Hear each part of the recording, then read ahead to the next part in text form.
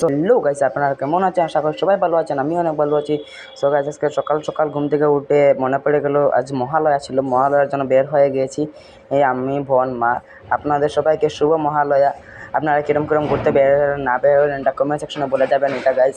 আর তারপর আমরা হাঁটতে হাঁটতে চলে যাচ্ছি, আমরা মেন রোডে চলে এসেছি। আমরা এখন দেখতে পাচ্ছেন প্রচুর দাদা ভাইয়েরা এখন বাইক, স্কুটি, টুকটুক, গাড়ি ঘোড়া নিয়ে বের হয়েছেন। আমরা পায়ে হেঁটে, আমরা মতো আরও লোক আছে পায়ে হেঁটে। পায়ে হেঁটে ইন্টারেস্ট আছে, বাইকেও ইন্টারেস্ট আছে।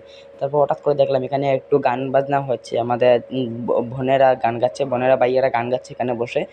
এখানে দেখলাম একটু সময় দাঁড়িয়ে, তারপর আমি মা বোনকে নিয়ে বের হয়ে গেলাম আরেক জায়গাতে যেতে, যেহেতু তারা করে যাব এই জন্য বের হয়ে গেলাম। তারপর ঘরে এসে এগুলো খাবার দাবার খেয়ে নিলাম, মা বানিয়ে নিলেন। একটু রেস্ট টেস্ট করে আমি চলে গেলাম সঙ্গে সঙ্গে বাজারে।